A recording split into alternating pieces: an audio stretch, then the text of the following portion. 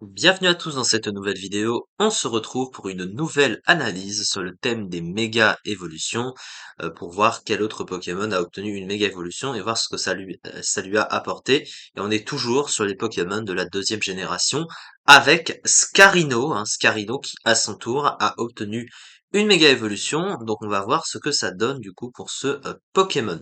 Scarino de base c'est un Pokémon qui est pas extraordinaire en stratégie, mais qui est pas non plus mauvais, c'est un Pokémon qui est correctissime dans l'ensemble.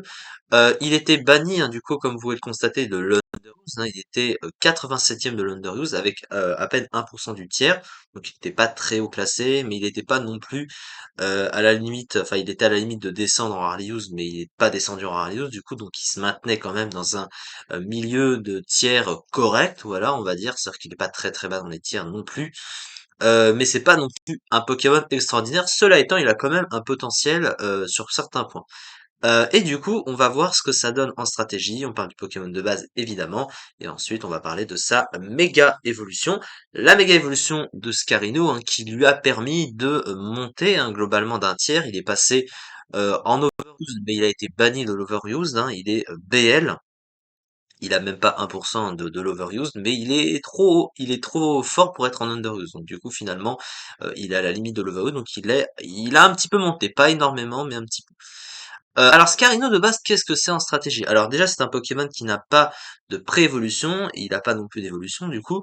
Au niveau du type, alors il a un double type insecte combat. Alors insecte combat, c'est un type qui existe maintenant aussi avec Mouscoto notamment ou Cancrelove. Insecte au combat, c'est un type qui est correct sans être incroyable. Alors défensivement, il possède 5 résistances du coup, avec certaines de ces résistances qui sont très pratiques, notamment la résistance combat et sol du type insecte et se rajoutant à cela la résistance insecte et la résistance ténèbres du type combat, donc la résistance à demi-tour, la résistance à sabotage, donc ça c'est plutôt pas mal. La résistance plante est un peu moins utile, mais il va pas s'en plaindre. À côté, il possède quand même des faiblesses qui sont très gênantes, notamment une faiblesse fée qui est très gênante. Le type feu, c'est très gênant. Le type psy, un peu moins, mais ça reste un peu gênant quand même. Et surtout, la double faiblesse au type vol, qui est un type tout le temps joué en stratégie et donc du coup bah c'est assez moyen du coup d'avoir une WS un type aussi présent.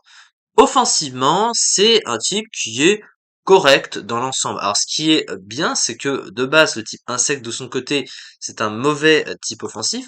Je rappelle qu'il est résisté par 7 types dans le jeu, et lui mettre le type combat à côté, bah ça lui donne plus d'utilité offensive, surtout que le type combat, c'est un stab super efficace sur le type acier, le meilleur type défensif du jeu. Donc évidemment, il va pas s'en plaindre. Après, ça reste pas incroyable, parce que comme vous pouvez le constater, il y a 200 Pokémon qui résistent à ce combo de stars. Donc il y a quand même beaucoup de Pokémon qui résistent. Mais à côté, il est aussi fort offensivement. Il est super efficace sur plus de 400 Pokémon dans le jeu. Vous voyez, c'est moitié-moitié à peu près. Donc du coup voilà. Alors ensuite au niveau de ces trois talents, le premier c'est Cran. Cran qui permet au Pokémon de booster de 50% la puissance de ses attaques, donc en fait c'est son attaque entière qui est boostée de 50%, donc c'est une sorte de bande au choix offert s'il prend un statut et s'il se fait brûler, eh ben ça ignore la division par deux classique de la brûlure quand un Pokémon qui tape sur le physique se fait brûler et qu'il veut taper, d'habitude, ça diminue de moitié tes dégâts physiques, mais là, ça ne fera rien, mais par contre, à l'inverse, ça te boostera de 50% tes dégâts. C'est très fort à ce niveau-là et c'est adapté. Par contre, il faut prendre en compte le fait que ça nécessite au moins un tour de préparation, parce que en général, tu vas lui mettre l'orbe flamme pour le brûler artificiellement, mais ça se déclenche au bout d'un tour. Il faut que le Pokémon puisse rester en vie sur le terrain ou qui puisse globalement se servir de ce talent, évidemment. Son deuxième talent, c'est Impudence, qui booste d'un cran son attaque à chaque fois qu'il met un Pokémon KO, qui est un talent plutôt utile, mais le problème c'est qu'il manque de vitesse pour bien s'en servir parce que s'il se booste, il faut qu'il puisse dépasser les Pokémon qui suivent pour pouvoir utiliser sa puissance et il a pas une vitesse de ouf et du coup c'est parfois un peu problématique. Mais sinon c'est pas un mauvais talent évidemment. Son dernier talent, par contre, c'est le bonnet d'âne de la liste, puisque c'est Essaim qui booste de 50% ses attaques de type insecte s'il tombe à moins d'un tiers de sa barre de vie, mais ça, bon, c'est pas très très intéressant. Ensuite, on va passer aux statistiques de ce Pokémon. Alors, au niveau des statistiques, dans l'ensemble, ce qui ressort, c'est l'attaque de 125, donc c'est un Pokémon qui tape globalement plutôt fort.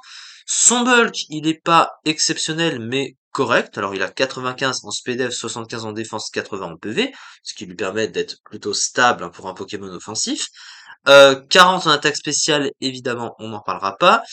85 de vitesse, qui est un petit peu le point noir hein, de ces statistiques. Ça reste pas une vitesse si mauvaise que ça, mais elle n'est pas non plus exceptionnelle. Et aujourd'hui, les speed tiers sont de plus en plus élevés, donc du coup, évidemment, c'est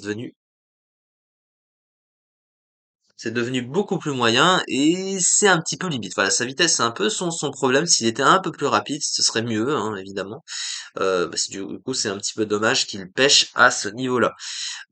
Ensuite, du coup, alors sa méga évolution, qu'est-ce qu'elle apporte du coup?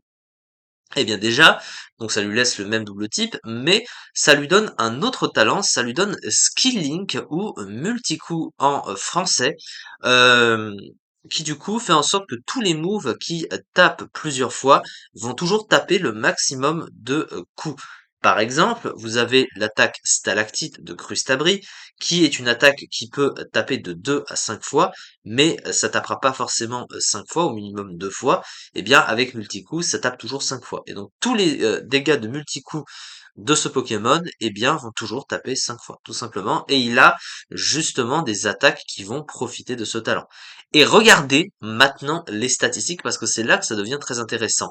Et surtout, la puissance donnée par cette méga évolution, il passe de 125 à 185, un boost de 60 en attaque, ce qui fait que cette méga évolution devient un des Pokémon qui tape le plus fort sur le physique du jeu, hein. Derrière Mega Mewtwo X, c'est le Pokémon qui tape le plus fort, hein. Donc vous voyez quand même que c'est vénère hein, les dégâts qu'il est capable de faire, surtout avec un talent qui peut taper plusieurs fois et toujours le maximum de fois, même si ce sont sur des moves qui sont moins forts à chaque fois que ça tape, quand même si vous additionnez les dégâts, ça fait mal hein, quand même.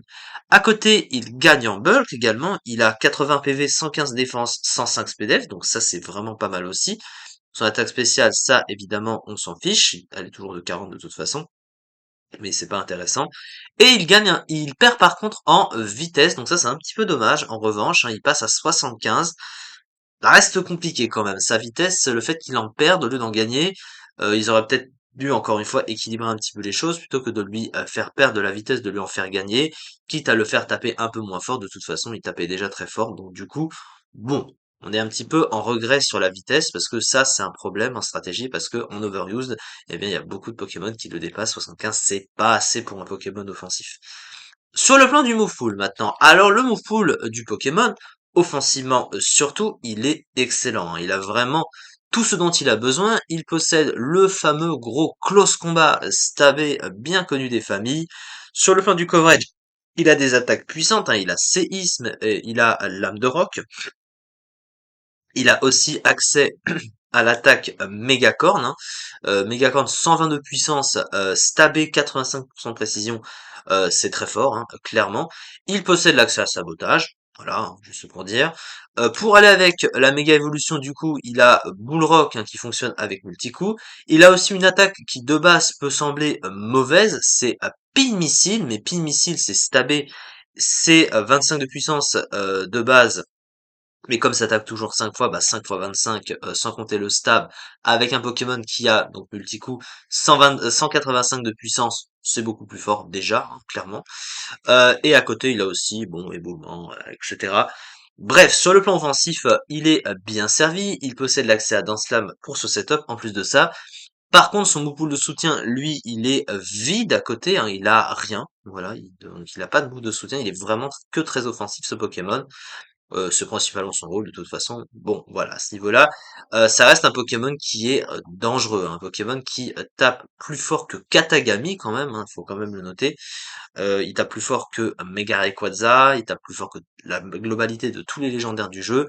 Il tape même plus fort que Deoxys attaque quand même. C'est, c'est quand même pas rien, hein. La fiche stratégique du coup de ce Pokémon. Alors, Pour Scarino déjà. Une très bonne statistique d'attaque couplée à un bon bulk pour un sweeper, un large move pool offensif et deux très bons talents, cran et impudence, meilleur wall breaker en underuse, vitesse un peu juste pour un sweeper, un double type médiocre aussi bien offensivement que défensivement. Et du coup, sa méga évolution, statistique en attaque excellente et de bonne défense, très bon move pool qui correspond à son talent multi-coup, un des meilleurs wall breakers du tiers, statique en vitesse très faible pour le tiers, faible type vol, très présent en overuse. Et du coup, donc je vous ai montré, pour les usages et c'est ça globalement, pour ce cher Scarino donc qui aura été bien amélioré. Alors pas énormément mais assez amélioré quand même, parce que vous voyez les stats, hein, c'est vraiment, phénoménal. Et du coup c'est ça, pour cette, vidéo. On se retrouve pour les, prochaines analyses sur les, méga évolutions toujours et toujours sur la deuxième génération pour l'instant. Merci beaucoup, de m'avoir suivi et à très vite pour la suite.